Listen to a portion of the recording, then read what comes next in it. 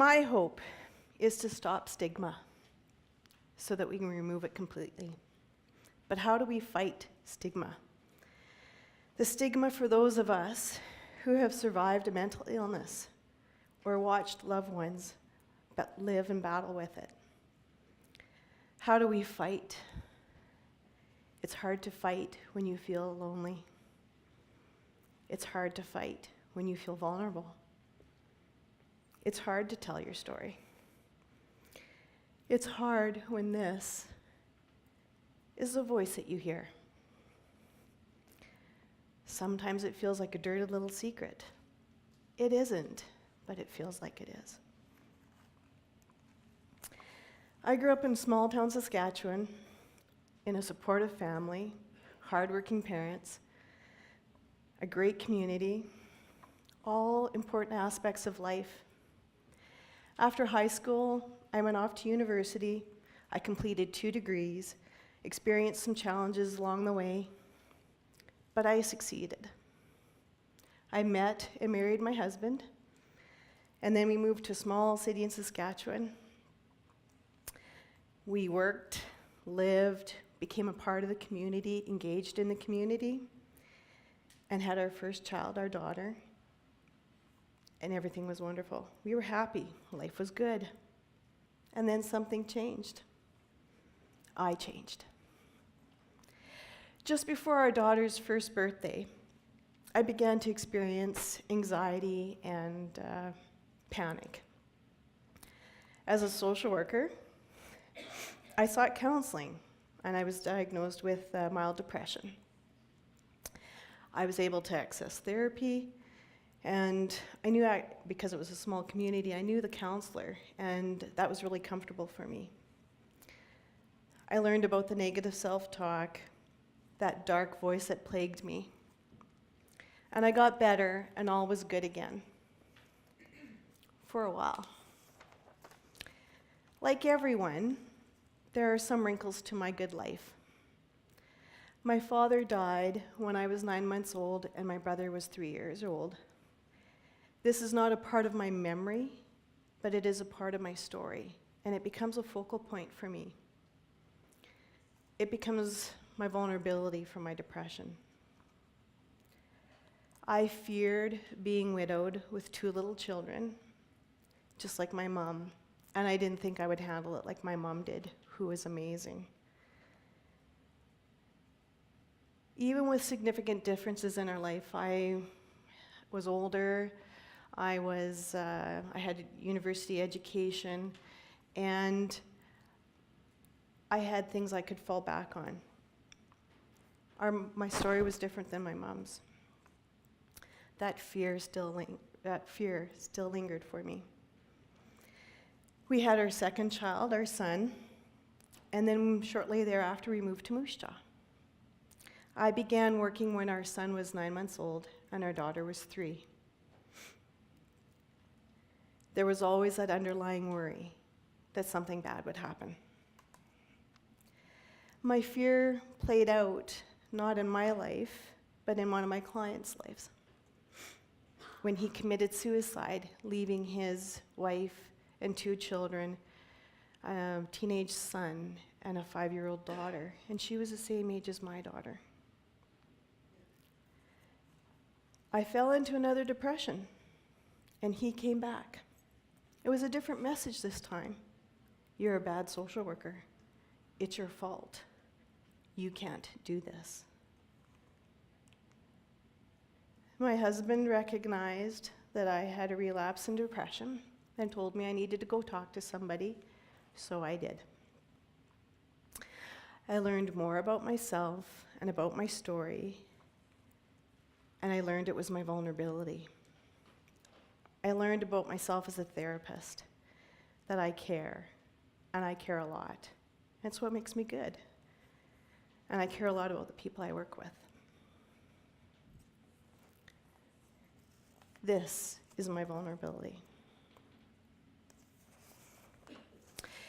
Because I am a counselor, or therapist, whatever you want to call them, going to counseling did not have the weight of stigma for me that it may for other people, because I know it's a good thing. But it did feel odd, and I did respond well, but it was still a challenge to go.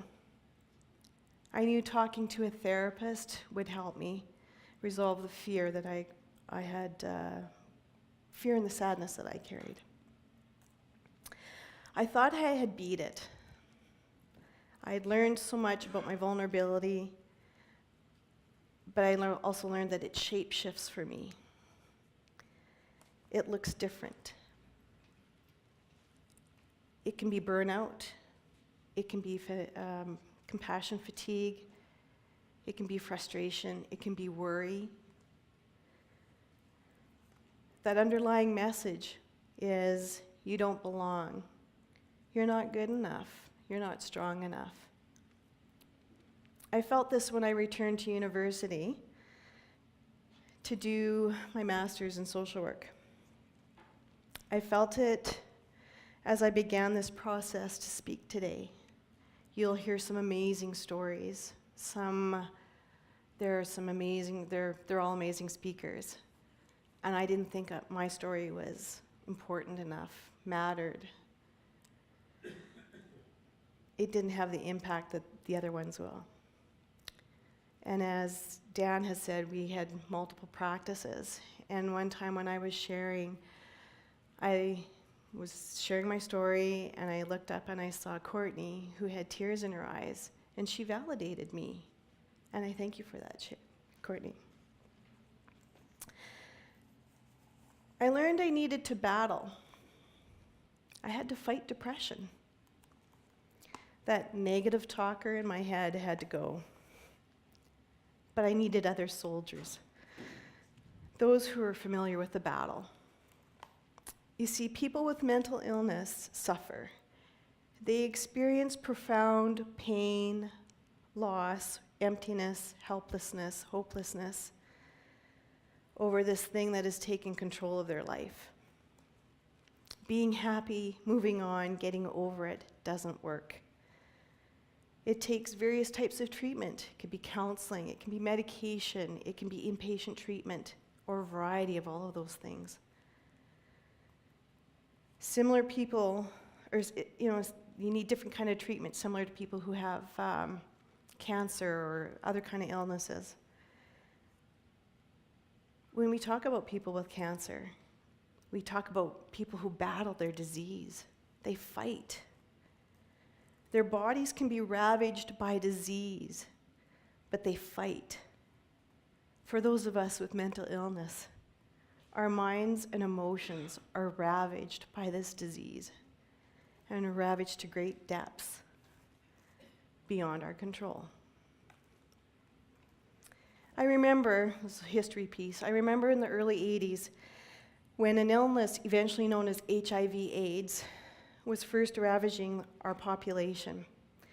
There was such blame, victimization, and stigma for people who had this disease. And I remember feeling such compassion for people suffering. That was until people kind of rose up, grassroots people, famous people, they rose up, they fought for research, they fought for medication being available, they fought for them to matter, and they did. And now people who are diagnosed with HIV/AIDS can live fulfilling lives, have productive work lives, have family, friends. Their lives aren't shortened like they used to be. It doesn't have the stigma that it used to. We need to do the same for mental illness, and I believe we can. We need to demand accessible and affordable treatment, whatever that might be. It's different things for different people.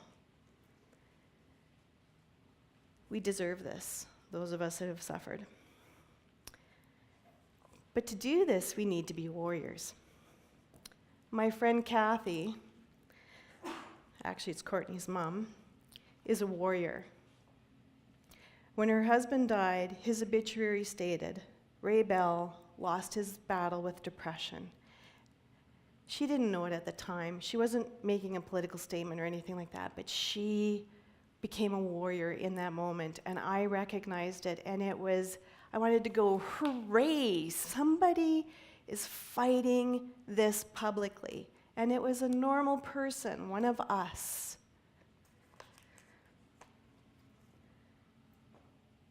It was life-affirming victory that describes the truth about mental illness. It can be deadly. My version of hope is all of us who are touched by mental illness will become warriors together. We need to be warriors against the stigma. As a single soldier, I encourage you to tell your story. We all have one, and it all matters. Let's fight to remove the word stigma from mental illness, like it happened with HIV/AIDS, and be seen as warriors battling a major illness, like we are, something beyond our control. We need to be warriors for accessible and affordable treatment. We need more voices to do this. Plus, we need to be an army of soldiers, united in voice and mission, poised for battle against misunderstanding of those of us who suffer mental illness. We need to stop that inner voice. You don't need to do this, but how many of you ever had that inner voice telling you awful things about yourself? His name is stigma. He wants us to hide and to feel alone. It's hard to be alone. It's hard to be vulnerable. It's hard to tell your story. But tell it. This became my battle cry, and it muted that dark inner voice in me. Plus, I love Winnie the Pooh.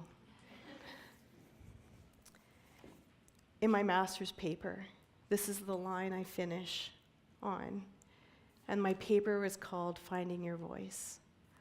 I want to thank you for allowing me to share my story and share my voice. Thank you.